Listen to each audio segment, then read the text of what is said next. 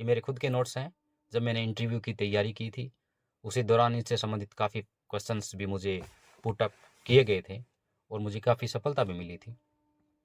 तो पहला प्रश्न आता है, दर्शन किसे कहते हैं? क्या होता है दर्शन?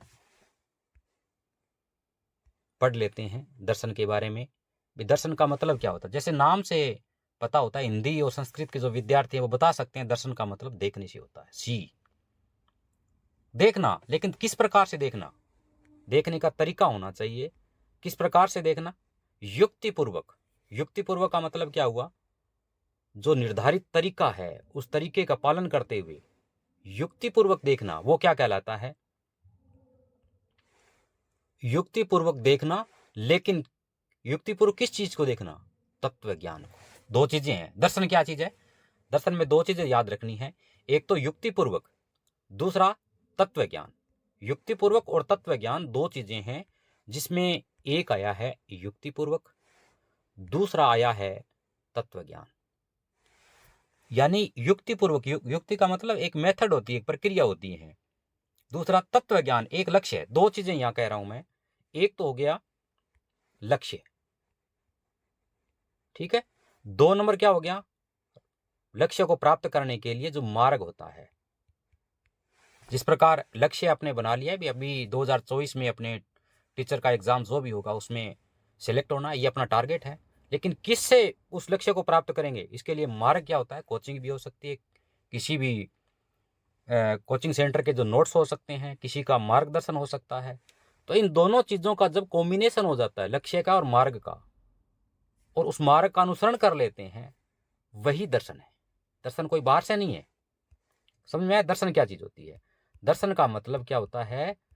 निर्धारित लक्ष्य को उचित जो मार्ग होता है उसका अनुसरण करते हुए प्राप्त करना दर्शन कहलाता है। रटने की जरूरत नहीं है। यद्यपि मैंने जो लैंग्वेज लिखी है कुछ टिपिकल है, क्योंकि संस्कृत शब्दों का इसमें ज़्यादा उपयोग किया गया है। फिर भी दो चीज़ याद रखनी है, एक तो लक्ष्य और दूसरा लक्ष्य को प्राप्त करने के लिए मार्ग, और तीसरे अपने हो गए साधक। तीनों चीज़ें अगर सही तरह से चल रही है तो वो लक्ष्य प्राप्त कर लेंगे, और असल में यही दर्शन है। क्या लिखा है यहाँ पे? युक्तिपूर्वक तत्व ज्ञान प्राप्त करने के प्रयत्न को दर्शन कहते हैं। दृश्य धातु से दर्शन शब्द बना है। ये तो ऑब्जेक्टिव टाइप के क्वेश्चन है, उसमें आ सकते हैं दर्शन का क्या मतलब होता है, ठीक है। दूसरा, दृश्य धन ल्यूट, यानी ये संस्कृत शब्द है, जिनके संस्कृत शब्द है विषय है वो इसको आसानी से जान सकता है कि ल्यूट एक प्रत्यय होता है, और जिसमें अन शेष रहने से दृश्य और अन शेष रहने से क्या बन गया? दर्शन हो गया। दर्शते अनेनीति दर्शनम, ये इसकी डेफिनेशन है, इसकी परिभाषा है। दर्शन की परिभाषा क्या है? तो दर्शते अनेन इति दर्शनम, ये संस्कृत के विद्यार्थी को भली भांति आनी चाहिए। दर्शते अनेन इति दर्शनम, तीन चीजें बताई थी मैंने। दर्शन में क्या होता है? एक तो लक्ष्य, दो नंबर क्या बताया था? लक्ष्य को प्राप्त करने वाला मार्ग, और तीसरा लक्ष्य को प्राप्त करने वाला व्यक्ति यानी साधक। ये तीन चीजें अगर समरूप चल रही है तो वो दर्शन कहलाता है। परिभाषा क्या होगी? दर्शते अनेन इति दर्शनम, ठीक है। ये तो हो गया दर्शन। दर्शन का मतलब ये नहीं होता जो मैंने देख लिया सामने गाड़ी खड़ी है ये दर्शन हो गया। दर्शन वो नहीं है, वो तो नॉर्मल देखना हो गया, यानी सामान्य नहीं है। ये जो सूक्ष्म नेत्र है, सूक्ष्म मतलब अपनी बुद्धि बल से देखना, वो क्या कहलाता है? दर्शन कहलाता है। अब दर्शन के प्रकार कितने बताए हैं? दर्शन के प्रकार कई प्रकार के हो सकते हैं, लेकिन अभी जो वर्गीकरण किया जा रहा है उसके आधार पर दो प्रकार के दर्शन है। क्योंकि अपने यहाँ क्या पढ़ रहे हैं? भारतीय दर्शन के बारे में पढ़ रहे हैं। वैसे तो क्या हो गया? एक तो भारतीय हो गया और एक हो गया पाश्चात्य, यानी भारत के अलावा जो है वो दर्शन कहलाता है। पाश्चात्य यानी वेस्टर्न कल्चर जो भी है वो किस दर्शन का है? पाश्चात्य दर्शन का। दर्शन को अगर हिंदी रूपांतरण देखें तो फिलोसफी कहते हैं। तो फिलोसफी एक छोटा सा टर्म्स है, लेकिन दर्शन में बहुत ज्यादा विस्तृत स्वरूप देखने को मिलता है। दर्शन की परिभाषा पढ़ ली। दर्शन कितने प्रकार का है? तो मुख्य रूप से दो प्रकार का, जिसमें एक तो भारतीय दर्शन जो सनातनी परंपरा से चला आ रहा है, और दूसरा दर्शन है पाश्चात्य यानी वेस्टर्न, पाश्चात्य यानी पश्चिमी देशों के द्वारा जो अपनाया जा रहा है। यद्यपि भारत में भी इसका अनुसरण आज जारी है। रही बात भारत में भी जो दर्शन है उसको भी मुख्य रूप से दो भागों में बांटा है। एक दर्शन को कहते हैं आस्तिक, सभी जानते हैं क्या होता है, और दूसरा दर्शन का नाम है नास्तिक। क्या मतलब हुआ? आस्तिक का मतलब आस्था रहती है किसी भी फिजिकल बॉडी में, यानी किसी को शरीर मानते हुए दर्शन का व्याख्या करना वो तो कहलाता है आस्तिक। किसी को सशरीर मानते हुए दर्शन की व्याख्या करना आस्तिक कहलाता है, यानी मूर्त रूप होता है। और किसी की मूर्त न होकर के केवल सूक्ष्म रूप को मानता है, वो नास्तिक कहलाता है। यानी ये कहते हैं भी ये भगवान व्यक्ति के रूप में, पशु के रूप में, किसी वृक्ष या पर्वत के रूप में हो सकता है, तो वो तो है आस्तिक। लेकिन जो नहीं मानते भी इसका कोई रूप नहीं है, निराकार है, वो कहलाता है नास्तिक। यद्यपि इसकी कई डेफिनेशन है, कुछ वेदों पे लेते हैं कि वेद को मानने वाले आस्तिक और वेद को नहीं मानने वाले नास्तिक। लेकिन किसी भी रूप में स्वीकार कर सकते हैं कि जो ईश्वर के स्वरूप को नहीं मानता है वो नास्तिक है, और जो मानता है किसी भी रूप में मान ले वो है आस्तिक। ये भारतीय दर्शन कहलाता है। प्रश्न आता है कि आस्तिक दर्शन कौन कौन से हैं। भारत में जो प्रचलित आस्तिक दर्शन हैं वो कौन कौन से हैं, तो मैं बात करता हूं। नंबर 1 सांख्य, नंबर 2 योग, नंबर 3 मीमांसा, 4 वेदांत और 5 न्याय। इसके अलावा अनेक हो सकते हैं, लेकिन मुख्य रूप से जो दर्शन है आस्तिक भारतीय दर्शनों की बात करें तो याद करो लिख के साथ में, सांख्य, योग, मीमांसा, वेदांत और न्याय। अब आते हैं नास्तिक दर्शन कौन कौन से हो सकते हैं। एक तो चारवाक, सभी जानते हैं। चारवाक का मतलब क्या है, खाओ पियो ऐश करो, यावत जीवत सुखम जीवत ऋणम कृत्वा घृतम पिबेत भस्मीभूतस्य देहस्य पुनरागमन कुतः। यानी जब तक जियो आराम से जियो, अगर घी मोल लेकर भी खाना पड़े तो भी खाओ। इसका मतलब इस भौतिक संसार के बाद में अन्य दूसरा संसार नहीं है, जो सुख सुविधाएं लेनी है वो इसी संसार में ले लो, ये कहता है चारवाक। चारवाक का दूसरा नाम बृहस्पति होता है। चारवाक एक तो ये हो गया। दूसरा चारवाक का मतलब होता है जो चलते हुए, यानी एक स्थान से दूसरे स्थान पर चलते हुए जाते हैं, वो चारवाक कहलाते हैं। तीसरा कहते हैं जो सिर्फ खाने पर डिपेंड करते हैं, वो चारवाक हो गया। फिर जैन को भी नास्तिक माना है, बौद्ध को भी नास्तिक माना है। इनकी कहीं न कहीं डेफिनेशन में अंतर होता है। चारवाक ने अलग नास्तिक अपनाया होगा, जैन ने अलग बनाया होगा, बौद्ध ने अलग बनाया होगा। क्या है वो विस्तृत व्याख्या अलग पढ़ेंगे। तो अभी तक आपने क्या पढ़ा है, दर्शन। पहली बात क्या होता है दर्शन, एक तो होता है लक्ष्य, 2 नंबर पे होता है रास्ता, और 3 नंबर पे होता है रास्ते के माध्यम से लक्ष्य को प्राप्त करने वाला, यह दर्शन है। परिभाषा क्या बताई थी, दर्श्यते अनेनिति दर्शनम। कितने प्रकार के दर्शन है, मुख्य रूप से 2 प्रकार के बताए थे, एक भारतीय और दूसरा पाश्चात्य। भारतीय भी 2 प्रकार के हो गए, एक आस्तिक और दूसरा नास्तिक। आस्तिक किसको कहते हैं, जो ईश्वर की किसी स्वरूप में व्याख्या करते हैं, वो दर्शन है आस्तिक, जिसमें सांख्य, योग, मीमांसा, वेदांत और न्याय है। नास्तिक दर्शनों की बात करें तो उसमें चारवाक, जैन और बौद्ध आते हैं। ठीक है, अब आता है वेदों के आधार पर। अब क्या आता है, वेदों के आधार पर। वेद का क्या मतलब हुआ, वेद भारत में सभी जानते हैं कि 4 वेद हैं, लेकिन वेद और दर्शन का क्या औचित्य, क्या सम्मिश्रण है।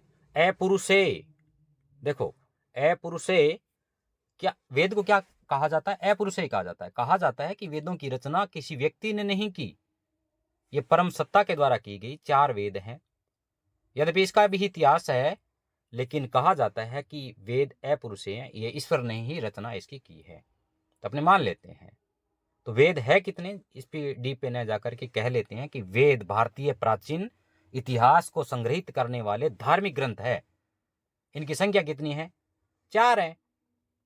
4 कौन कौन से हैं, नाम याद होने चाहिए। नंबर 1 ऋग्वेद, कौन सा है, Rigveda. Number 2 Yajurveda, number 3 Samaveda, number 4 Atharvaveda. बोलो वापिस, वेद किसी को कहते हैं, भारतीय हिंदू दर्शन, अगर सनातन कहूं तो उचित रहेगा, भारतीय सनातन दर्शन में ऐसे धार्मिक ग्रंथ जिनको पुरुष के द्वारा यानी मनुष्य के द्वारा रचित न मान करके ईश्वर द्वारा कृत माना जाता है, वो वेद हैं। वेद का मतलब क्या होता है, जानना, विद धातु से बना होता है संस्कृत में। और 4 वेद माने जाते हैं, कौन कौन से, सबसे प्राचीन माना जाता है किसको, सबसे प्राचीन माना जाता है ऋग्वेद को, 2 नंबर यजुर्वेद, 3 नंबर सामवेद और 4 नंबर अथर्ववेद। यानी नवीनतम अगर वेद की बात करें तो अथर्ववेद माना जाता है। ठीक है, अब आगे चलते हैं। ऋत, ये इसलिए पढ़ रहे हैं क्योंकि अपने पता होना चाहिए दर्शन पढ़ने से पहले दर्शन है क्या चीज, कितने प्रकार का होता है, कहां से इसके बारे में जानकारी प्राप्त होती है। अब अगला आता है ऋत, बहुत ही इंपॉर्टेंट है, आरएस जैसे एग्जाम की तैयारी करने वाले व्यक्तियों के लिए बहुत ही महत्वपूर्ण होता है। ऋत का मतलब क्या होता है, एक नियम से मतलब होता है। जैसे अपने प्रतिदिन उठते हैं, उठते ही सबसे पहले अपने दैनिकचर्या के जो नियम है वो करते हैं, फिर अपने जो ड्यूटी वगैरह है उस वो संपादित करते हैं। ये पूरे दिन में जो काम संपादन करने के लिए अपने रूटीन बना रखा है, उस रूटीन को क्या कहते हैं? रित कहते हैं। रित का मतलब समझ में आ गई? जो नियम है जिसके माध्यम से अपनी जिंदगी है वो काफी सुचारू रूप से चल सके, वो रित कहलाता है। तो प्रकृति में भी इस प्रकार के रित हैं। कैसे? अभी पढ़ लेते हैं। रित का अर्थ उन नैतिक नियमों से है जो प्रकृति द्वारा पालन किए जाते हैं, जैसे पृथ्वी निश्चित पथ पर ही घूमती है। अगर प्रकृति में नियम नहीं होते तो जितने भी ये जो स्टार्स हैं, जो प्लैनेट्स हैं, ग्रह हैं, उपग्रह हैं, वो एक दूसरे से टकराकर नष्ट हो जाते, लेकिन आज तक नष्ट तो नहीं हुए ना। यहाँ कपड़े वाला और मिट्टी वाला दोनों उदाहरणों को अपने देख लिया है। कपड़े और धागे का संबंध है वो समवाय संबंध है, ठीक है। मिट्टी और घड़े का संबंध है वो समवाय संबंध है, ठीक है। इसके बारे में तो समझ में आ गया। अब अगला शब्दावली आती है संसर्गा भाव। क्या चीज़ है संसर्गा? शब्द से पता चल रहा है अभाव की बात कर रहा है। वैशेषिक दर्शन के अनुसार दो वस्तुओं के संसर्ग या मिलन का अभाव क्या कहलाता है? संसर्गा भाव। जिस प्रकार सूर्यास्त हो रहा है उसमें दिन का अभाव हो रहा है, उधर रात्रि का भी अभाव है। यानी ये क्या हो गया? दो चीजें मिल रही है लेकिन दोनों का ही अभाव है। रात होगी तो वहां दिन का अभाव हो जाएगा, और अभी दिन है तो अभी रात का अभाव है।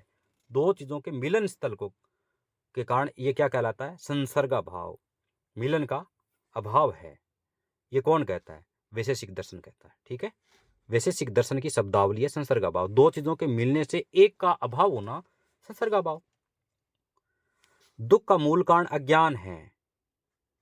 यद्यपि काफी लंबे समय से अपने पढ़ते आ रहे हैं, दुख का मूल कारण अज्ञान है। एक श्लोक जो मेरा एक फेवरेट है उसमें भी बताया गया है विद्या। विद्या एक अज्ञान का दूर करने वाला साधन बताया गया है।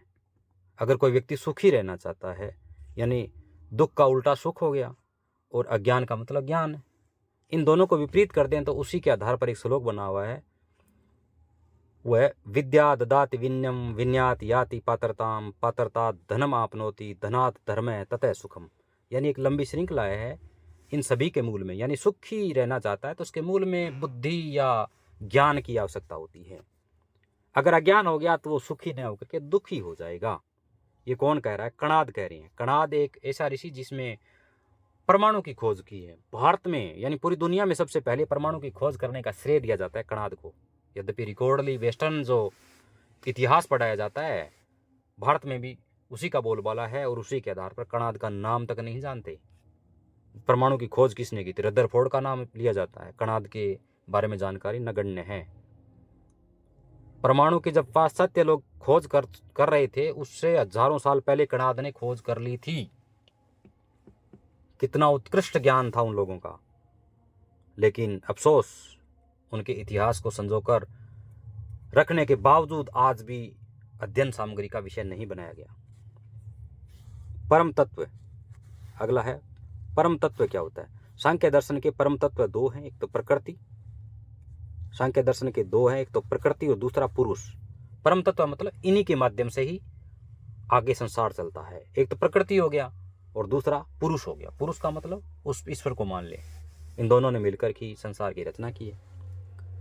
अब अगला आता है गुणत्रय। तीन गुण कौन कौन से हैं? गुणत्रय हैं जिसमें तीन गुण कौन कौन से हैं? सांख्य मतानुसार प्रकृति के उपादान तत्व यानी गुण तीन हैं, एक सत्व, तीसरा रज और तीसरा तम। तीन गुण कौन कौन से हैं?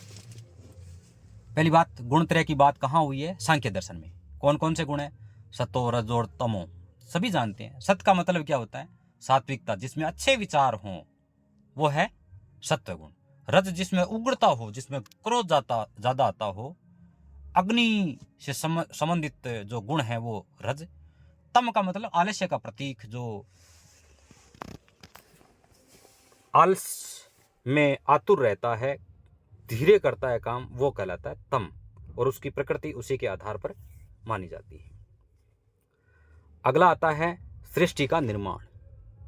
प्रकृति व पुरुष के संयोग से सृष्टि का निर्माण होता है। अभी अपने पढ़ा था, मूल तत्व प्रकृति और पुरुष, जब ये दोनों मिल जाते हैं तो उसे सृष्टि का निर्माण होता है। बड़ी बात थोड़ी है। सृष्टि का निर्माण प्रकृति और पुरुष के मिलन से ही होता है। कार्य कारण संबंध, अगला है कार्य कारण संबंध। कार्य कारण ये सांख्य दर्शन कहता है भी कोई भी जो कार्य है अपने जो भी देख रहे हैं उसके मूल में कोई न कोई कारण अवश्य होगा। ये थ्योरी है कार्य कारण सिद्धांत। यानी सांख्य दर्शन के अनुसार कार्य उत्पन्न होने से पूर्व कारण में विद्यमान रहता है। कुछ लोग कहते हैं जिस प्रकार ये घड़ा है उस घड़े में मिट्टी थी और मिट्टी जब घड़ा बनने से पहले थी उसमें भी कहीं न कहीं घड़ा मौजूद था, यानी उसके कारण अवश्य मौजूद था और वही उसका कारण बना, कार्य संपन्न हुआ। तो कार्य कारण सिद्धांत क्या कहता है भी जो वस्तु है उसके मूल में कोई न कोई कारण अवश्य है। ठीक है। दुख निवृत्ति, अगला क्या है? दुख निवृत्ति। सांख्य के अनुसार दुखों से निवृत्ति को मुक्ति, अपवर्ग, मोक्ष और पुरुषार्थ कहते हैं। अभी अपने पढ़ा था, कैवल्य पढ़ा था, मोक्ष पढ़ा था, अपवर्ग पढ़ा था, मुक्ति पढ़ा था, पुरुषार्थ पढ़ा था। ये पर्यायवाची हो गए। अलग अलग दर्शन ने अलग अलग शब्दों के रूप में उनकी व्याख्या की है। इसके बाद में अगला आता है पंच महाभूत। सभी जानते हैं पंच महाभूत, ये कुछ ज़्यादा व्याख्या करने वाला विषय तो है नहीं। पृथ्वी के बारे में सभी जानते हैं, जल के बारे में सभी जानते हैं, वायु के बारे में, अग्नि के बारे में, आकाश के बारे में। 5 महाभूत है जिनके संयोग से ही प्रकृति और जो पुरुष है इनके संयोग से सृष्टि का निर्माण होता है। पृथ्वी, जल, तेज, वायु और आकाश, हर वस्तु में ये पाई जाती है। मनुष्य में भी 500 महाभूत पाए जाते हैं और जब 500 महाभूत अलग हो जाते हैं तब व्यक्ति का विनाश हो जाता है। अब अगला आता है योग क्या चीज़ है? योग का शाब्दिक अर्थ होता है जोड़ने से। चित्त वृत्तियों का निरोध ही योग है। चित्तवृत्ति निरोध है योग है। यानी जब अध्यात्म की तरफ पुरुष बढ़ता है, व्यक्ति बढ़ता है, तब उसकी चित्तवृत्ति, चित्त का मतलब क्या होता है? जो 5 अपने ज्ञानेंद्रियों की बात की थी, उन ज्ञानेंद्रियों से हटते हुए मन है उसको भी कंट्रोल करते हुए जब इनका संयोग हो जाता है, यानी ये जो 5 ज्ञानेंद्रियां हैं अपने विषयों से हट जाती है, तब मन आत्मा एकाकार होकर के परम सत्ता की ओर बढ़ जाते हैं, वही योग है। इंद्रिया अपने विषयों से हट गई, मन है वो आत्मा के साथ संयोग होकर के ईश्वर प्राप्ति में ही लग जाता है, वही योग है। ठीक है। चित्तवृत्ति का निरोध हो गया, वही योग है। योग का मतलब जोड़ने से हो गया। किसको जोड़ना? आत्मा और मन को जोड़ना, शरीर और मन को जोड़ना। अगर यहां देखें तो संसार में प्रत्येक वस्तु के साथ जोड़ते हुए अगर आगे बढ़ते हैं तो उसके सुखद परिणाम भी मिलते हैं। एक शब्द आता है विपर्य, एक शब्द आता है विपर्य। क्या चीज है विपर्य? क्या चीज है विपर्य? विषयों के संबंध में मिथ्या ज्ञान ही विपर्य कहलाता है। विपर्य का मतलब क्या हुआ? उल्टा, अल्प ज्ञान जिसको कह सकते हैं। कोई वस्तु है खाने के लिए और अपने कह रहे हैं उसको पहनने के लिए उपयोग होना चाहिए, यानी असली ज्ञान नहीं है। असली ज्ञान नहीं होना ही क्या कहलाता है? विपर्य कहलाता है। उल्टा ज्ञान होना क्या कहलाता है? विपर्य कहलाता है। शब्द याद रखना चाहिए। विपर्य का अर्थ पूछ सकते हैं, क्या मतलब होता है? असली ज्ञान नहीं होना, यथार्थ ज्ञान नहीं होना, क्या कहलाता है?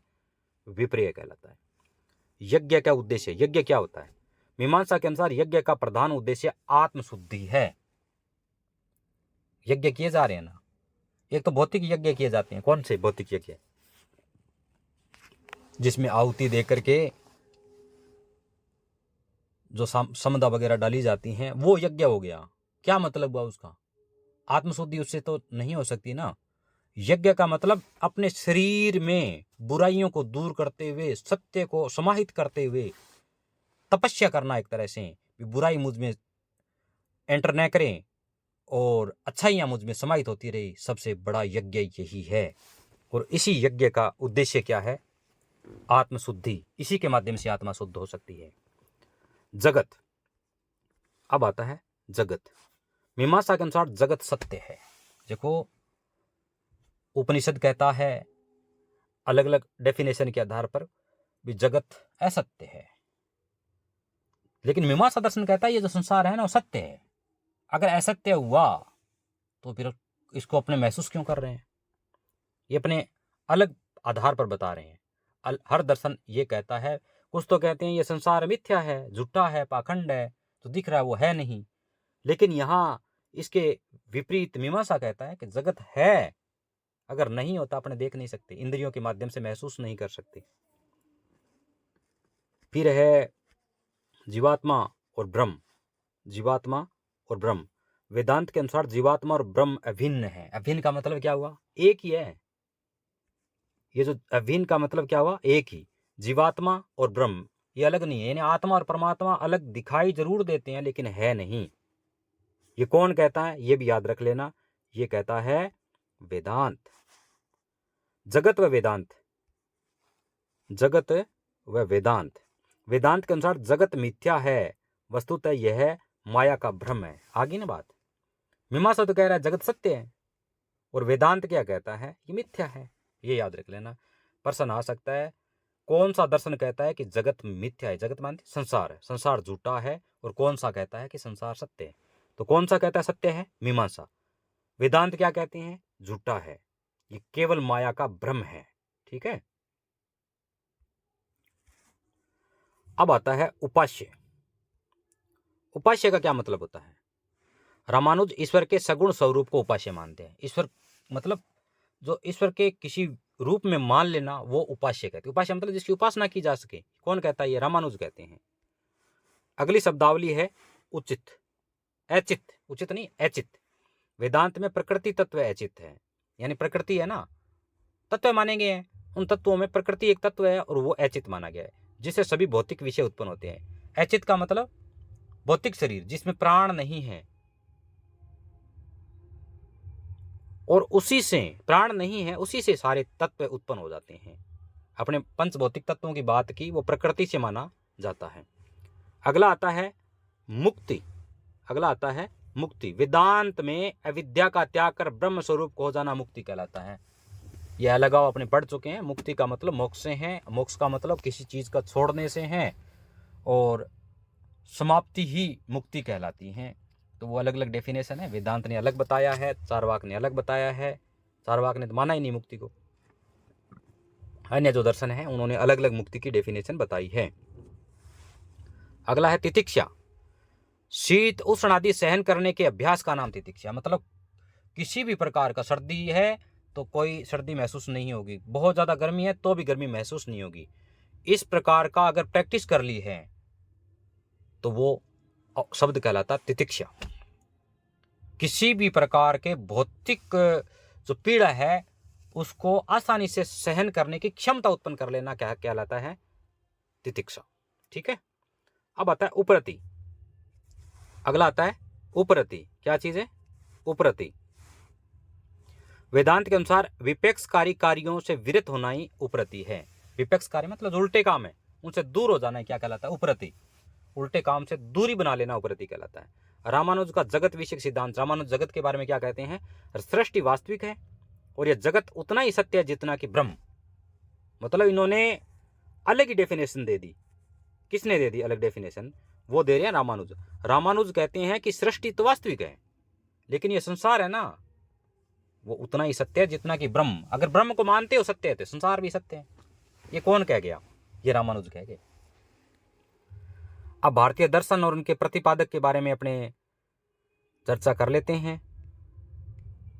जड़वाद भी कहते हैं चारवाक को। इसके प्रतिपादक है चारवाक, यानी दूसरा नाम है बृहस्पति। जैन दर्शन के सभी को पता है, जैन तीर्थंकर थे, 24वें तीर्थंकर तक हुए हैं इसके, महावीर स्वामी। तो जैन तीर्थंकर, ठीक है। उसके बाद में बौद्ध दर्शन गौतम बुद्ध से शुरू हुए हैं। न्याय दर्शन, न्याय के महर्षि गौतम हैं। वैशेषिक की बात करें तो वैशेषिक के उल्लूक, जिसका नाम है कणाद भी कहते हैं, एटॉमिक के खोजकर्ता माने जाते हैं भारत में, वो कणाद ही हैं वैशेषिक दर्शन के। सांख्य के कपिल मुनि, सांख्य दर्शन के प्रणेता कपिल मुनि। मीमांसा के जैमिनी, और योग के पतंजलि लगभग सभी जानते हैं, योग के पतंजलि हैं। और अद्वैतवाद के शंकराचार्य। अद्वैतवाद के कौन है? शंकराचार्य। अद्वैतवाद के शंकराचार्य। उसके बाद में विशिष्ट अद्वैतवाद के रामानुज। विशिष्ट अद्वैतवाद के रामानुज। और द्वैतवाद के मध्वाचार्य और द्वैताद्वैतवाद के निम्बार्काचार्य। ये प्रतिपादक है। अपनी एक अलग से लिस्ट तैयार कर लें, उस लिस्ट में इनका नाम डायरेक्ट याद हो, कम से कम 3-4 बार पढ़ेंगे तो याद हो जाएगा। वापिस मैं रिपीट करता हूँ। चारवाक का दूसरा नाम है जड़वाद, जिनके प्रतिपादक है चारवाक या बृहस्पति। जैन दर्शन के प्रतिपादक जैन तीर्थंकर है, आदिनाथ ऋषभदेव जी जिसको बोलते हैं, वहाँ से शुरू होता है और 24वें तीर्थंकर तक माना जाता है। बौद्ध दर्शन के गौतम बुद्ध है, न्याय के महर्षि गौतम है, वैशेषिक के उल्लूक या कणाद है, सांख्य के कपिल मुनि है, मीमांसा के जैमिनी है, योग के पतंजलि है, अद्वैतवाद के शंकराचार्य है, विशिष्टाद्वैतवाद के रामानुजाचार्य है, द्वैतवाद के मध्वाचार्य है और द्वैताद्वैतवाद के निम्बार्काचार्य है। ये हो गए दर्शन और उनके प्रतिपादक। अब कुछ शब्दावली उनको तेजी से पढ़ लेते हैं, लगभग पढ़ा हुआ है लेकिन फिर भी रिपीट कर देते हैं।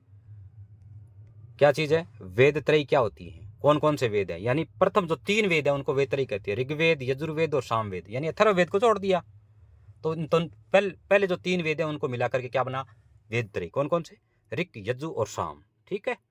अब अगला आता है त्रिपिटक। ये भी पूछ सकते हैं त्रिपिटक का क्या मतलब होता है? विनय पिटक, सुत्त पिटक और अभिधम पिटक। विनय पिटक, सुत्त पिटक और अभिधम पिटक। पिटक मतलब पेटी से होते हैं, 3 पेटियां, 3 ज्ञान मंजूषा बोल सकते हैं।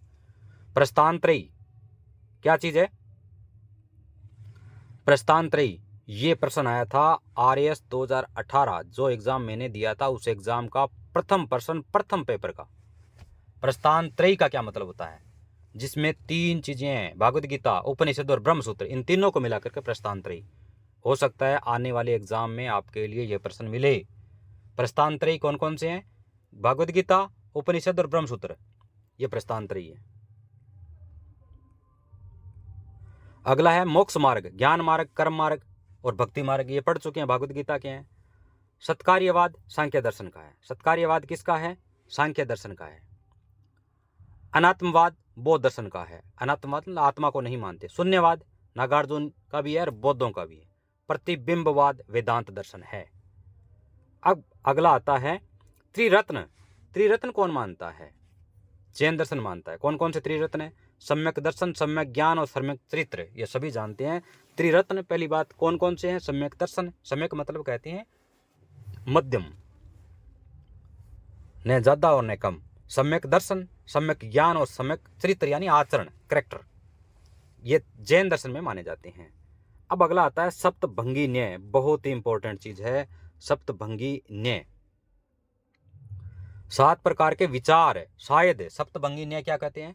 7 प्रकार के विचार हैं, वो जैन दर्शन में माने गए हैं और शायद हो सकता है, शायद नहीं हो सकता, इस प्रकार के 7 सिद्धांत माने जाते हैं। और सातों सिद्धांत मिलकर के जैन दर्शन में क्या कहलाते हैं? सप्तभंगी न्याय। जिसमें मैं रिपीट कर देता हूं। पहला है स्यात् अस्ति, मतलब शायद हो सकता है। दूसरा स्यात् नास्ति, शायद न हो। तीसरा स्यात् अस्ति च नास्ति च, इसका मतलब शायद हो भी सकता है और न भी हो सकता है। स्यात् अव्यक्त, कहा नहीं जा सकता। स्यात् अस्ति स्यात् अव्यक्तम च, शायद हो सकता है और शायद कुछ कह नहीं सकते। अगला है स्यात् नास्ति च स्यात् अव्यक्तम, शायद नहीं हो सकता और शायद कुछ कह भी नहीं सकते। अगला है स्यात् अस्ति च नास्ति च अव्यक्तम, शायद कह भी सकते हैं, शायद नहीं भी कह सकते, शायद कुछ भी नहीं कह सकते। इसका मतलब क्या हुआ? ये 7 प्रकार के सिद्धांत जैन दर्शन में न्याय के रूप में प्रसिद्ध है और इन सभी का मिश्रण क्या कहलाता है? सप्तभंगी न्याय। अब अगला चलते हैं। सर्वदर्शन संग्रह किसकी पुस्तक है? मध्वाचार्य की। सांख्य कारिका किसकी पुस्तक है? ईश्वर कृष्ण की। ये पुस्तकें आ सकती है, बहुत इंपॉर्टेंट है। ब्रह्मसूत्र किसकी है? बादरायण की। तर्क भाषा किसकी है? केशव मिश्र की। न्याय लीलावती वल्लभाचार्य की। अव्यक्त्यानि बौद्ध दर्शन की पुस्तकें। वापिस रिपीट कर लो। सर्वदर्शन संग्रह मध्वाचार्य, सांख्य कारिका ईश्वर कृष्ण की, ब्रह्मसूत्र बादरायण की, तर्क भाषा केशव मिश्र की, न्याय लीलावती वल्लभाचार्य की, अव्यक्तानि बौद्ध दर्शन की। अब अगला आता है पंच महाव्रत जैन दर्शन में कौन कौन से हैं? गांधी से भी संबंधित अपने पढ़ चुके हैं, इसलिए जैन दर्शन में जो पंच महाव्रत हैं जो जैन से ही आए हैं, उनमें पहला आता है सत्य, दूसरा अहिंसा, तीसरा ऐस्ते, चौथा अपरिग्रह और 5वां ब्रह्मचर्य। सत्य सभी जानते हैं, जो है उसी को स्वीकार करना। अहिंसा का मतलब किसी भी रूप में हिंसा को न मानना अहिंसा है। ऐस्ते का मतलब चोरी नहीं करना। अपने खाने के अलावा जो शेष संग्रह करते हैं ना, वो ऐस्ते हैं, चोरी कर रहे हो। अपरिग्रह मतलब संग्रह की प्रवृत्ति नहीं होना। ब्रह्मचर्य अपने जानते ही हैं, ब्रह्मचर्य एक संकीर्ण अवस्था न होकर के बहुत विस्तृत है।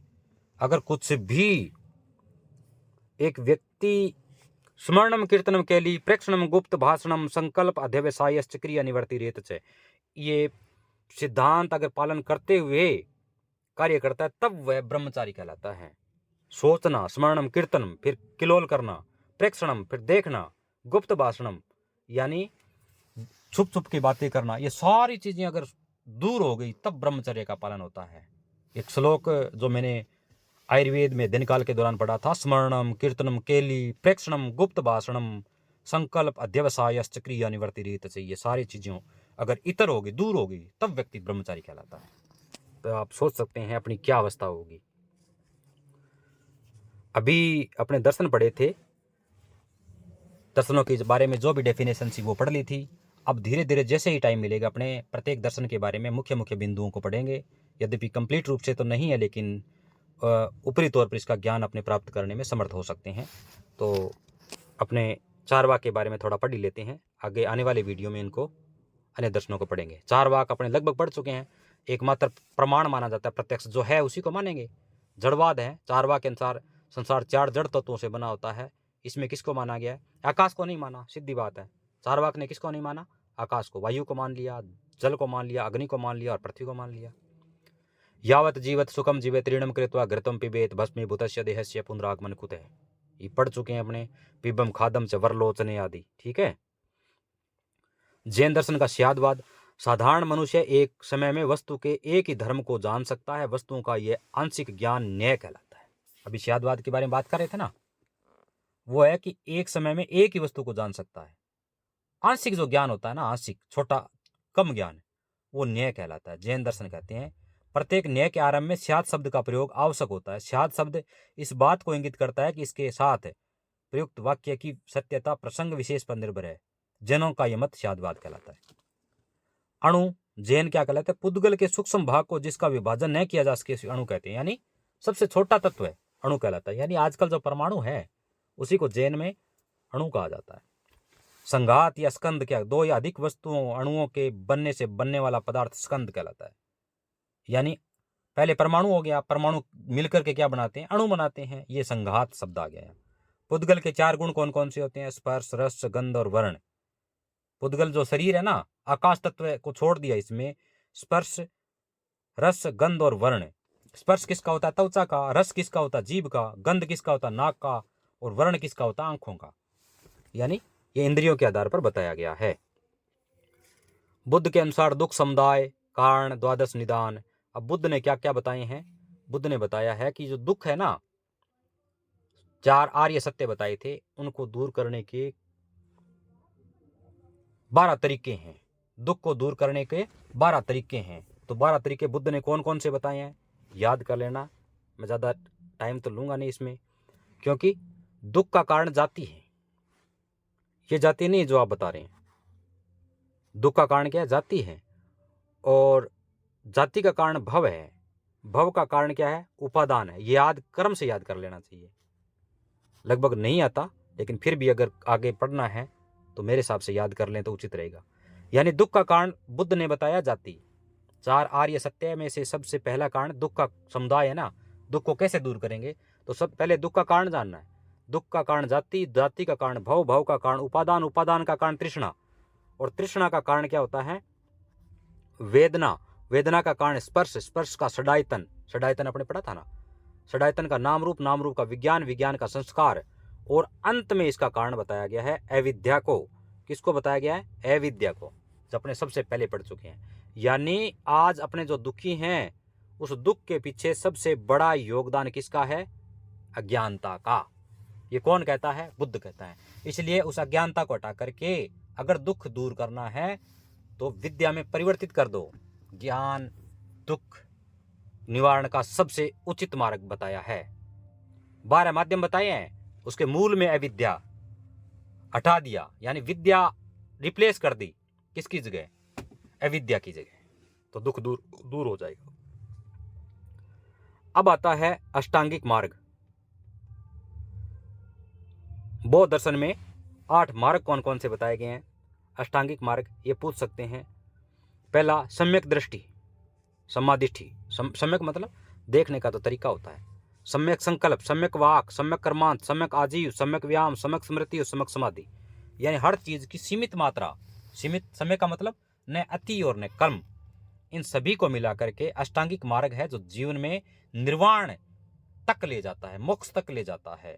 कौन कौन से मार्ग है। कर्म याद करने, सम्यक दृष्टि मतलब आंखों चला, सम्यक संकल्प मन का तला, सम्यक वाक मतलब वाणी का, कर्मांत भुजाओं का, आजीव अपने जीविका चलाने के लिए, व्यायाम मतलब शरीर को सही बनाने के लिए, स्मृति बुद्धि जो पूर्व जो ज्ञान है उसको संचो कर रखने के लिए, समाधि की अवस्था जब प्राप्त होती है तब व्यक्ति निर्वाण प्राप्ति में अग्रसर हो जाता है। ये मार्ग है 8। ये कौन कहता है, ये बौद्ध दर्शन कहता है। प्रतीत्य समुत्पाद बहुत ही इंपॉर्टेंट चीज है। क्या चीज, प्रतीत्य समुत्पाद। बौद्ध दर्शन संसार की प्रत्येक कार्य वस्तु के पीछे कारण आवश्यक होता है जो अव्यक्त रूप से विद्यमान रहता है। ये प्रतीत्य समुत्पाद है। पाली में इसे प्रतीत्य समुत्पाद कहते हैं। प्रतीत्य समुत्पाद मतलब कार्य कारण सिद्धांत। हर कार्य का कोई न कोई कारण अवश्य होता है। इसी को बौद्ध दर्शन में क्या कहा है, प्रतीत्य समुत्पाद यानी प्रतीच्य समुत्पाद ये कहा है। जो आज अपने देख रहे हैं उसके पीछे कोई न कोई कारण रहा होगा, यही प्रतीत्य समुत्पाद है। अगली शब्दावली है इसमें अनात्मवाद। आत्मा के अस्तित्व को ही नकारना बौद्ध दर्शन के अनात्मवाद कहलाता है, क्योंकि प्रतीत्य समुत्पाद के कारण हर वस्तु का केवल रूप बदलता है। अगला है शून्यवाद। नागार्जुन भी कहते हैं और बौद्ध भी कहते हैं। बौद्ध और नागार्जुन दोनों कहते हैं शून्यवाद का। नागार्जुन कहते हैं कि मध्यकारिका जो इसका एक ग्रंथ है, संसार शून्य में है, अर्थात किसी वस्तु का अस्तित्व नहीं है। ये तो कौन कहता है, नागार्जुन। बौद्ध दर्शन माध्यमिक एक विचारधारा है उसकी। उसके आधार पर इंद्रियों से प्रत्यक्ष जगत ही सत्य है। जब हम किसी रस्सी को सांप समझ लेते हैं तो वहां का अस्तित्व असत्य है, सांप नहीं है, वो रस्सी है। यदि ज्ञात वस्तु यानी सांप असत्य है तो ज्ञात और अज्ञात भी असत्य है। यही बौद्धों का शून्यवाद है। यानी शून्यवाद के 2 प्रवर्तक माने जाते हैं, एक नागार्जुन और एक बौद्ध। अगला है अनुमान प्रमाण। किसी ज्ञान के पश्चात जो ज्ञान प्राप्त होता है उसे अनुमान कहते हैं। किसी ज्ञान के पश्चात कोई ज्ञान पहले प्राप्त हो गया, उसके बाद में दूसरा ज्ञान जो प्राप्त होता ना, उसी को अनुमान प्रमाण कहते हैं। कैसे समझ में आएगा, राम मरणशील है। राम मरणशील मतलब राम कोई भी व्यक्ति है, जैसे कोई भी व्यक्ति नाम ले लिया, मरणशील है मतलब उसकी मृत्यु अवश्य होगी, क्योंकि राम एक मनुष्य है। मनुष्य मरणशील है, यह जानकारी पहले प्राप्त हो चुकी है। जो जन्म लेगा वो मृत्यु को प्राप्त होगा, और वो एक मनुष्य है। और जिस व्यक्ति के बारे में चर्चा कर रहे हैं वह भी मनुष्य है, इसलिए वह मरणशील है। ये पहले अपने अनुमान प्राप्त कर चुके हैं, ये अनुमान प्रमाण कहलाता है। जिस प्रकार यहाँ एक दे रखा है पर्वत वहनीमान, मतलब पर्वत अग्निमान है, यहाँ पर्वत में आग लगी हुई है। ये कैसे अनुमान लगा रहे हैं, क्योंकि आग में धुआं होता है, वहां अग्नि दिखाई नहीं दे रही। पर्वत में क्या दिखाई दे रहा है, पर्वत पर धुआं दिखाई दे रहा है। और आग और धुएं का समवाय संबंध होता है। समवाय मतलब कभी अलग नहीं हो सकता, आग को धुएं से अलग नहीं कर सकते। और जहां धुआं होगा इसका मतलब निश्चित रूप से वहां आग है। और उसी आग का पहले अपने अनुभव किया है कि आग इस प्रकार की होती है। जब दूर से धुआं दिखा तो अपने अनुमान लगाया कि उस पर्वत में अवश्य आग होगी, यह अनुमान। अगला है मनुष्य व मरणशील तथा अग्नि व धुएं का समवाय संबंध, व्याप्ति कभी पृथक नहीं होने वाला संबंध है, जो कि हम पहले ज्ञात कर चुके हैं।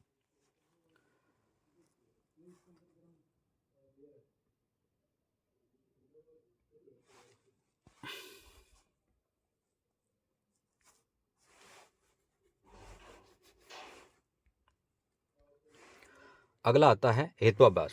हेतु नहीं होने पर भी हेतु जैसा प्रतीत होना हेतुआभास कहलाता है। पढ़ चुके हैं अपने। हेतुआभास 5 प्रकार के होते हैं, ज़्यादा डिटेल में लूँगा नहीं। सव्यभिचार, सभी द्विपद बहु बहु बुद्धिमान है। द्विपद मतलब जिसके दो पैर है सारे बुद्धिमान है, क्योंकि मनुष्य दो पैर वाला है ना। हंस भी द्विपद है, अतः हंस भी बुद्धिमान है, लेकिन ये स्वव्यभिचार है, पूरा सही नहीं है। यह तो अभ्यास है, यह तो आभास है। या हेतु द्विपद और साध्य बुद्धिमान में अव्यभिचारी व्याप्ति नहीं है। कुछ द्विपद बुद्धिमान है, कुछ नहीं, इस हेतु स्वव्यभिचार हेतुआभास कहते हैं। अगला आता है विरुद्ध। यह अनुमान जिसमें वसाध्य के अस्तित्व को नहीं वरन उसके अभाव को ही पक्ष सिद्ध कर दें। 3 नंबर पे आता है सत प्रतिपक्ष। यह दोष तब होता है जब एक अनुमान का दूसरा प्रतिपक्षी अनुमान संभव हो। ठीक है। अगला आता है असिद्ध यानी साध्यमान। जिस प्रकार साध्य का अस्तित्व अभी तक सिद्ध नहीं है, उसी प्रकार हेतु का अस्तित्व भी सिद्ध नहीं रहता, इसलिए इसे साध्य सम हेतु कहते हैं। इससे बाद आता है बाधित, यानी किसी अनुमान का हेतु किसी अन्य प्रमाण के बाधित हो जाए तो वह अनुमान दोषपूर्ण होता है और उस दोष को बाधित कहते हैं। ये पढ़ लेना, पीडीएफ में सेंड कर दूंगा, इसमें ज़्यादा बताने की कोई ज़रूरत नहीं है। हेतुआभास 5 प्रकार का होता है, नाम याद कर लेना, स्वव्यभिचार, विरुद्ध, सत प्रतिपक्ष, असिद्ध यानी साध्यसम और बाधित। ठीक है। अब आगे चलते हैं अपवर्ग। आगे चलते हैं, अगला क्या है? अपवर्ग। न्याय दर्शन के अनुसार दुख के पूर्ण निरोध की अवस्था को अपवर्ग यानी मोक्ष कहते हैं। आगे समझ में कौन सा दर्शन कहता है ये पूछ सकते हैं, तो न्याय दर्शन। न्याय दर्शन के आधार पर मोक्ष को क्या कहते हैं? अपवर्ग कहते हैं। फिर आता है ईश्वर क्या है? न्याय दर्शन के अनुसार ईश्वर जगत का सृष्टा, पालक और संहारक है। ईश्वर के बारे में ज्यादा क्या बताएं, सभी ज्ञानी है। द्रव्य क्या होता है? वैशेषिक दर्शन में गुण और कर्म का आधार द्रव्य है, अभी अपने चर्चा कर चुके हैं टमाटर का उदाहरण देकर जो आपने पढ़ा था। द्रव्य के 9 प्रकार हैं। कौन कौन से? द्रव्य के 9 कौन से प्रकार है? पृथ्वी, जल, तेज, वायु और आकाश, ये अपने पढ़ चुके हैं। फिर काल, दिशा, आत्मा और मन, यानी पंच महाभूत है। इसके बाद में आत्मा, मन, दिशा और काल, ये 4 और जोड़ दिए तो 5 और 4 9 हो गए। ये सारे मिलाकर क्या है? द्रव्य है। गुण क्या होता है? गुण्यते अनेन इति गुण है, जिसके कारण द्रव्य का महत्व होता है, गुण उसे कहते हैं। गुण परतंत्र होते हैं कुछ गुण, और गुण 24 प्रकार के माने गए हैं। कौन कौन से गुण हैं ये यहाँ पढ़ने का ज़्यादा कोई औचित्य है नहीं, लेकिन मैंने फिर भी लिख दिया। गुणों की संख्या अगर पूछ सकते हैं तो कितनी संख्या है? गुणों की संख्या है 24। रूप, रस, गंध, स्पर्श, शब्द, संख्या, संयोग, विभाग, पृथक्त्व, परिणाम, प्रत्व, अप्रत्व, सुख, दुख, बुद्धि, इच्छा, द्वेष, धर्म, अधर्म, प्रयत्न, स्नेह, संस्कार, गुरुत्व और द्रत्व। ठीक है, इनकी ज़्यादा पढ़ने की जरूरत नहीं है। गुण के बारे में ध्यान रख लेना। द्रव्य का एक महत्वपूर्ण अंग है और जिसके माध्यम से द्रव्य की कीमत होती है, वो गुण कहलाते हैं। गुणों की संख्या है 24। ठीक है। अब आता है पदार्थ के प्रकार। पदार्थ 7 प्रकार के बताए गए हैं। पदार्थ कितने प्रकार के बताए गए हैं? 7। कौन कौन से? द्रव्य, गुण, कर्म, सामान्य, विशेष, समवाय और अभाव। ये जरूर याद रखना। पदार्थ कितने प्रकार के हैं? 7 प्रकार के। कौन कहता है? वैशेषिक दर्शन कहता है। कौन कौन से? द्रव्य, गुण, कर्म। देखो, द्रव्य, गुण, कर्म 3 चीजें तो एक साथ होगी। फिर सामान्य, विशेष और समवाय और अभाव, ये 7 प्रकार के पदार्थ होते हैं। अगला है अभाव में भी 2 प्रकार के बताए हैं। अभाव में भी कितने प्रकार के बताए हैं? 2 प्रकार के बताए हैं। एक में तो संसर्गा भाव, दूसरे में अनन्या भाव। संसर्गा भाव मतलब एक में दूसरी का भाव, एक में दूसरी का भाव, और अनन्य भाव में एक का दूसरी का वस्तु न होना। संसर्गा भाव जैसे अग्नि में शीतलता का भाव, ये संसर्गा भाव हो गया। आग है उसमें ठंडापन नहीं है, ये क्या कौन सा भाव कहलाता है? ये संसर्गा भाव कहलाता है। और अनन्य भाव क्या है? जैसे अग्नि जल नहीं है, अग्नि और जल अलग अलग हो गए। अग्नि जल हो सकती है क्या? जल अग्नि हो सकता है क्या? ये अनन्य भाव। इसके बाद में अगला आता है शब्द प्रमाण क्या है? सभी जानते हैं, आप्त वचन। आप्त किसको कहते हैं? जो संत लोग हैं उनके द्वारा कहे हुए वचन, वो आप्त वचन कहलाते हैं। यानी सदपुरुषों के द्वारा कहे गए वचन जिनमें काफी शक्ति, पावर होती है और परम सत्ता को प्राप्त करने में अपना मार्ग प्रशस्त कर सकते हैं, वो आप्त वचन यानी शब्द कहलाते हैं।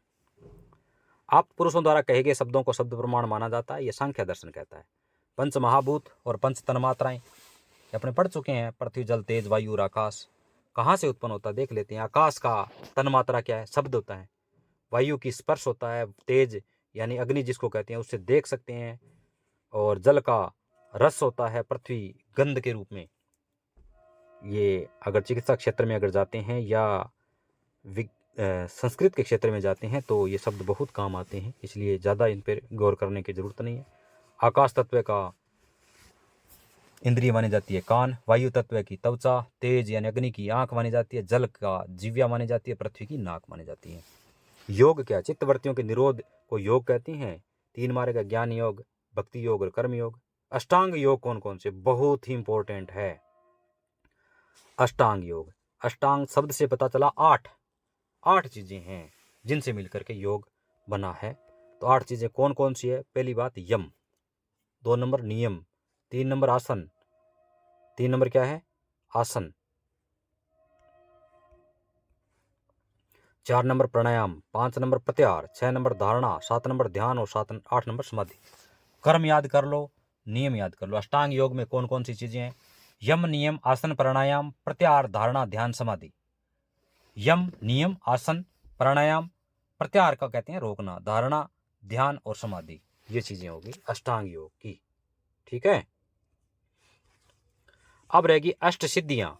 योग दर्शन में 8 सिद्धियां कौन कौन सी है भाई? अष्ट सिद्धियां योग दर्शन में अष्टैश्वर्य भी कहते हैं। 8 सिद्धियां अगर प्राप्त कर लेता है व्यक्ति तो वो महान हो जाता है। ये कौन कहता है? योग दर्शन। कौन कौन सी हैं? अणिमा लगिमा महिमा प्राप्ति, अणिमा लगिमा महिमा प्राप्ति, प्राकाम्य वशिष्ठ ईश्वत्व और यत्र काम वासित्व। ये 8 प्रकार की सिद्धियां प्राप्त हो जाती है। जिस प्रकार कहते हैं ना हमने सिद्धि हासिल कर ली है, इन सिद्धियों के माध्यम से अणिमा मतलब आदमी एक बहुत ही सूक्ष्म रूप धारण कर लेता है। जिस प्रकार हनुमान जी को अणिमा की ये सारी सिद्धियां प्राप्त थी, तो अणिमा मतलब बहुत सूक्ष्म रूप धारण कर लेते थे। लग्मा मतलब अपने शरीर को बहुत बड़ा कर लेते हैं। इसी प्रकार की सिद्धियां हैं। अर्थापति मीमांसा दर्शन क्या कहता है? अर्थापति मीमांसा दर्शन, जब कोई इस प्रकार की घटना देखने में आती है जो बिना रुके एक दूसरे विषय की कल्पना के समझ से नहीं आ सकती, तो उस अदृश्य विषय को कल्पना को अर्थापति कहते हैं। उदाहरण माना देवदत्त नामक एक व्यक्ति दिन में कभी भोजन नहीं करता, फिर भी दिनों दिन मोटा होता जा रहा है। यानी भोजन नहीं कर रहा, भोजन करने से कमजोर होना चाहिए, नहीं करने से, फिर भी मोटा हो रहा है। कोई खाते हुए नहीं देख रहा। अब यहाँ एक उपवास और शरीर पुष्टि 2 विरोधी भाव हो गए ना। तब इन बातों से सामंजस्य बैठाने के लिए कल्पना की जाती है कि देवदत्त दिन में नहीं छुपकर खाता होगा या रात को खाता होगा। यह दर्शन मीमांसा दर्शन कहता है अर्थापति। इसको क्या कहते हैं? अर्थापति मतलब अर्थ है, उसमें आपत्ति हो रही है। मति ज्ञान और श्रुत ज्ञान। जैन दर्शन कहते हैं इंद्रियों तथा मन के द्वारा जो ज्ञान प्राप्त होता है, मति इंद्रियों और मन के द्वारा यानी खुद के द्वारा जो ज्ञान प्राप्त होता है वो मति ज्ञान हो गया। श्रुत ज्ञान तो दूसरों से सुनते हैं, अन्य पुरुषों से सुनते हैं, ज्ञानियों से सुनते हैं, वो श्रुत ज्ञान हो गया। ज्ञान 2 प्रकार के बताए जैनियों ने। एक तो मति ज्ञान है, यानी मतः खुद के माध्यम से ही प्राप्त हो जाता है, वो मति ज्ञान हो गया। और दूसरों के माध्यम से सुन करके प्राप्त करते हैं, वो श्रुत ज्ञान हो गया। अब आता है द्रव्य जैनियों के आधार पर। द्रव्य जैनियों के आधार पर 2 प्रकार के हो गए, अस्थिकाय और अनस्थिकाय। अस्थिकाय मतलब जिसमें जीव और अजीव दोनों पाए जाते हैं, जीव और अजीव दोनों पाए जाते हैं।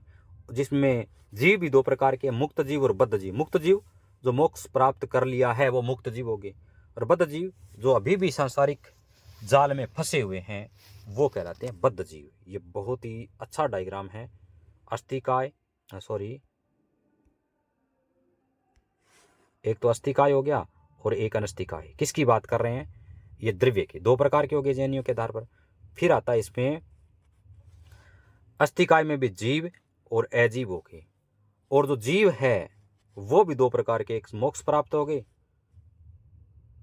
एक तो हो गए मोक्ष प्राप्त जीव, मुक्त जीव जिनको बोलते हैं, और एक हो गए बद्ध जीव। ये बहुत इंपॉर्टेंट है, जैन दर्शन कहता है ऐसा। ठीक है। अब आते हैं, आगे चलते हैं अस्थिकाय और अनस्थिकाय। जैन के अनुसार जीव, पुद्गल, आकाश, धर्म व अधर्म में 5 तत्व अस्थिकाय हैं। इनकी स्थिति त्रैकालिक बन जाती है, यानी इनका अस्तित्व समाप्त नहीं होता। कौन कहता है? जीव, पुद्गल, आकाश, धर्म और अधर्म, ये 5 तत्व क्या है? अस्थिकाय हैं। इसके विपरीत अनस्थिकाय होता है एक तरह से जड़, अज्ञान और योग तत्व। ठीक है, ज़्यादा डिटेल की जरूरत नहीं है। हीनयान और महायान बोध की 2 शाखाएं हैं, सभी पढ़ते आए हुए हैं। हीनयान क्या होता है और महायान क्या होता है?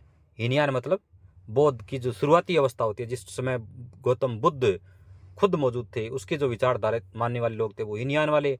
उसके बाद में बड़ी जो विचारधारा होगी वो महायानों की होगी। हीनयान में क्या है, हीनयान का प्रचार दक्षिणी भारत में हुआ। त्रिपिटक यानी पाली भाषा में इसके ग्रंथ है। रूढ़िवादी विचारधारा है, अनुयायी बहुत कम है हीनयान के। महायान शाखा उत्तर भारत में फैल गई, ग्रंथों की भाषा संस्कृत हो गई। हीनयान की तो पाली थी, महायान की संस्कृत हो गई। और महायान शाखा नवीन हो गई और हीनयान जो प्राचीन थी। अपेक्षाकृत अधिक अनुयायी है महायान के, क्योंकि इसके नियम सरल है। अब एक और जो विभाग हुआ, एक और डिफरेंस हो गया सूत्रांतिक और वैभाषिक के रूप में। सूत्रांतिक का मतलब सुत्त पिटक इनका मुख्य आधार। जो त्रिपिटक थे हीनयान शाखा में, सुत्त पिटक, विनय पिटक और अभिधम पिटक, उसमें सुत्त पिटक जिनका मुख्य आधार हो गया वो सूत्रांतिक शाखा नहीं बन गई। इसके संस्थापक कुमार लाट। ये प्रश्न हो सकता है, सूत्रांतिक जो शाखा थी उसके मुख्य या संस्थापक कौन थे? कुमार लाट। वैभाषिक का मुख्य, वैभाषिक जो विचारधारा थी उसके संपादक माने जाते हैं, अभिधम पिटक से माना जाता है। महाविभाष यानी विभाषा नामक टीका अभिधम पिटक पर लिखी गई है। ठीक है। योगाचार यानी जिसको विज्ञानवाद कहते हैं, माध्यमिक जिसको शून्यवाद कहते हैं। कुछ डेफिनेशन है, रह न जाए, इसलिए आज डेफिनेशन के बारे में चर्चा कर ही लेते हैं। योगाचार का क्या मतलब हुआ? योगाचार बौद्ध मत के अनुसार महायान संप्रदाय से संबंध में विज्ञानवाद भी कहते हैं। योगाचार का दूसरा नाम क्या है? विज्ञानवाद। इसकी उत्पत्ति माध्यमिकों के शून्यवाद से प्रतिरूप में मानी जाती है।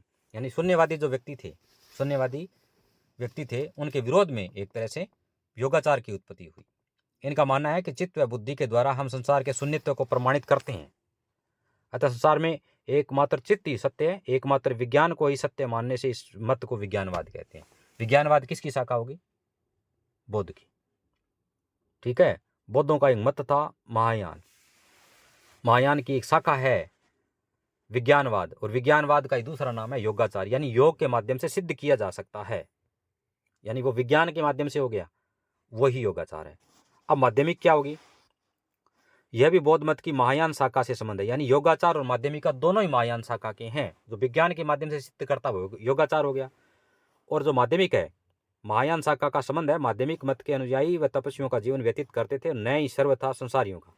न तो ये तपस्वियों का जीवन करते थे और न ही संसारियों का, मतलब मध्यम मार्ग जो अपनाते थे। मध्यम मार्ग अपनाने के कारण इन्हें माध्यमिक मत कहते हैं। वे शून्य को ही परम तत्व मानते हैं, अतः शून्यवादी तत्व भी माना जाता है। योगाचार और माध्यमिक दो अलग हो गए। योगाचार योग को माध्यम मानते हैं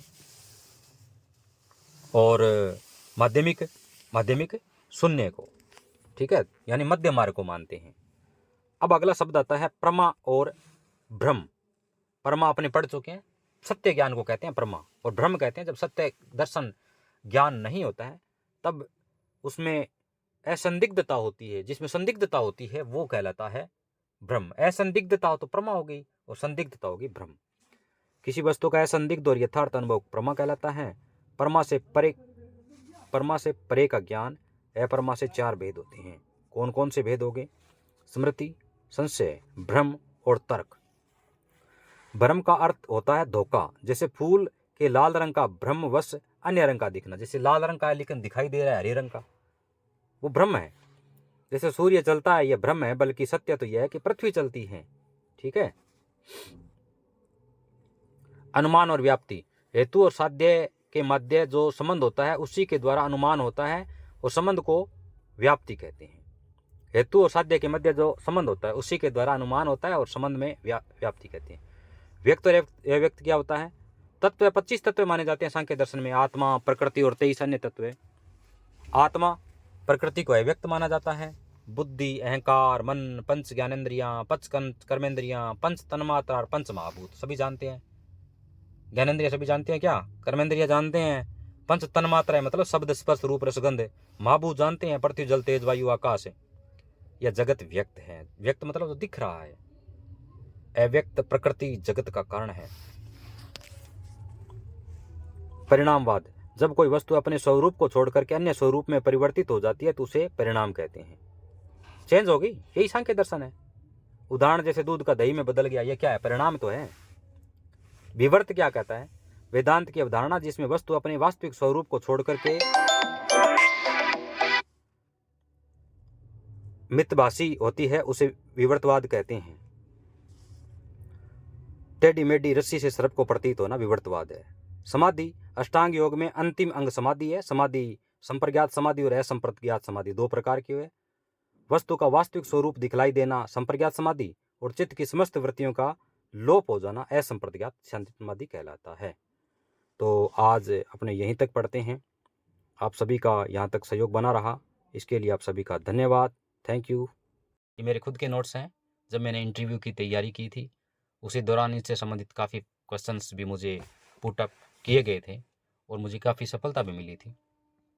तो पहला प्रश्न आता है, दर्शन किसे कहते हैं? क्या होता है दर्शन? पढ़ लेते हैं दर्शन के बारे में। दर्शन का मतलब क्या होता है? जैसे नाम से पता होता है, हिंदी और संस्कृत के जो विद्यार्थी हैं वो बता सकते हैं दर्शन का मतलब देखने से होता है। सी देखना, लेकिन किस प्रकार से देखना? देखने का तरीका होना चाहिए। किस प्रकार से देखना? युक्तिपूर्वक। युक्तिपूर्वक का मतलब क्या हुआ? जो निर्धारित तरीका है उस तरीके का पालन करते हुए युक्तिपूर्वक देखना, वो क्या कहलाता है? युक्तिपूर्वक देखना। लेकिन युक्तिपूर्वक किस चीज को देखना? तत्व ज्ञान को। दो चीजें हैं। दर्शन क्या चीज है? दर्शन में दो चीजें याद रखनी है, एक तो युक्तिपूर्वक, दूसरा तत्व ज्ञान। युक्तिपूर्वक और तत्व ज्ञान दो चीजें हैं, जिसमें एक आया है युक्तिपूर्वक, दूसरा आया है तत्व ज्ञान। यानी युक्तिपूर्वक, युक्ति का मतलब एक मेथड होती है, एक प्रक्रिया होती है। दूसरा तत्व ज्ञान, एक लक्ष्य है। दो चीजें यहां कह रहा हूं मैं। एक तो हो गया लक्ष्य, ठीक है। दो नंबर क्या हो गया? लक्ष्य को प्राप्त करने के लिए जो मार्ग होता है। जिस प्रकार लक्ष्य आपने बना लिया है, अभी 2024 में अपने टीचर का एग्जाम जो भी होगा उसमें सिलेक्ट होना, ये अपना टारगेट है। लेकिन किससे उस लक्ष्य को प्राप्त करेंगे? इसके लिए मार्ग क्या होता है? कोचिंग भी हो सकती है, किसी भी कोचिंग सेंटर के जो नोट्स हो सकते हैं, किसी का मार्गदर्शन हो सकता है। तो इन दोनों चीज़ों का जब कॉम्बिनेशन हो जाता है, लक्ष्य का और मार्ग का, और उस मार्ग का अनुसरण कर लेते हैं, वही दर्शन है। दर्शन कोई बाहर से नहीं है। समझ में आया दर्शन क्या चीज़ होती है? दर्शन का मतलब क्या होता है? निर्धारित लक्ष्य को उचित जो मार्ग होता है उसका अनुसरण करते हुए प्राप्त करना दर्शन कहलाता है। रटने की जरूरत नहीं है। यद्यपि मैंने जो लैंग्वेज लिखी है कुछ टिपिकल है, क्योंकि संस्कृत शब्दों का इसमें ज़्यादा उपयोग किया गया है। फिर भी दो चीज़ याद रखनी है, एक तो लक्ष्य और दूसरा लक्ष्य को प्राप्त करने के लिए मार्ग, और तीसरे अपने हो गए साधक। तीनों चीज़ें अगर सही तरह से चल रही है तो वो लक्ष्य प्राप्त कर लेंगे, और असल में यही दर्शन है। क्या लिखा है यहाँ पे? युक्तिपूर्वक तत्व ज्ञान प्राप्त करने के प्रयत्न को दर्शन कहते हैं। दृश्य धातु से दर्शन शब्द बना है। ये तो ऑब्जेक्टिव टाइप के क्वेश्चन है, उसमें आ सकते हैं दर्शन का क्या मतलब होता है, ठीक है। दूसरा, दृश्य धन ल्यूट, यानी ये संस्कृत शब्द है, जिनके संस्कृत शब्द विषय है वो इसको आसानी से जान सकता है कि ल्यूट एक प्रत्यय होता है, और जिसमें अन शेष रहने से दृश्य और अन शेष रहने से क्या बन गया? दर्शन हो गया। दर्शते अनेन इति दर्शनम, ये इसकी डेफिनेशन है, इसकी परिभाषा है। दर्शन की परिभाषा क्या है? तो दर्शते अनेन इति दर्शनम, ये संस्कृत के विद्यार्थी को भली भांति आनी चाहिए। दर्शते अनेन इति दर्शनम, तीन चीजें बताई थी मैंने। दर्शन में क्या होता है? एक तो लक्ष्य, दो नंबर क्या बताया था? लक्ष्य को प्राप्त करने वाला मार्ग, और तीसरा लक्ष्य को प्राप्त करने वाला व्यक्ति यानी साधक। ये तीन चीजें अगर समरूप चल रही है तो वो दर्शन कहलाता है। परिभाषा क्या होगी? दर्शते अनेन इति दर्शनम, ठीक है। ये तो हो गया दर्शन। दर्शन का मतलब ये नहीं होता जो मैंने देख लिया सामने गाड़ी खड़ी है ये दर्शन हो गया। दर्शन वो नहीं है, वो तो नॉर्मल देखना हो गया, यानी सामान्य नहीं है। ये जो सूक्ष्म नेत्र है, सूक्ष्म मतलब अपनी बुद्धि बल से देखना, वो क्या कहलाता है? दर्शन कहलाता है।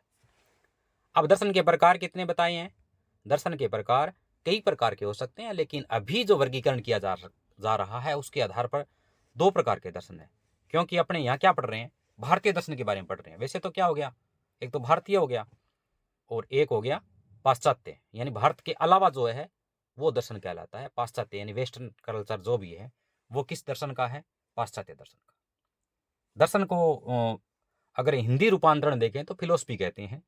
तो फिलोसफी एक छोटा सा टर्म्स है, लेकिन दर्शन में बहुत ज़्यादा विस्तृत स्वरूप देखने को मिलता है। दर्शन की परिभाषा पढ़ ली। दर्शन कितने प्रकार का है? तो मुख्य रूप से दो प्रकार का, जिसमें एक तो भारतीय दर्शन जो सनातनी परंपरा से चला आ रहा है, और दूसरा दर्शन है पाश्चात्य यानी वेस्टर्न, पाश्चात्य यानी पश्चिमी देशों के द्वारा जो अपनाया जा रहा है। यद्यपि भारत में भी इसका अनुसरण आज जारी है।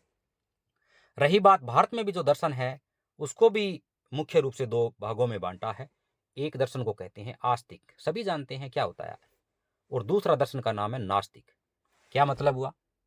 आस्तिक का मतलब आस्था रहती है किसी भी फिजिकल बॉडी में, यानी किसी को सहशरीर मानते हुए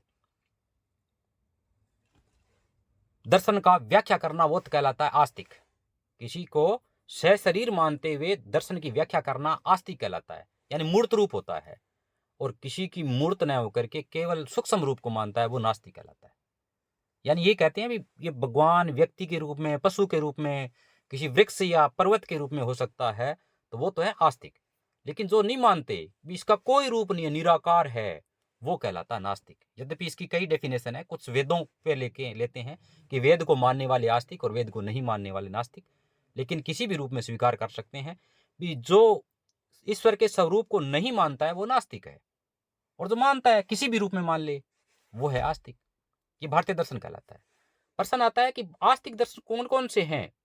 भारत में जो प्रचलित आस्तिक दर्शन हैं वो कौन कौन से हैं? तो मैं बात करता हूं।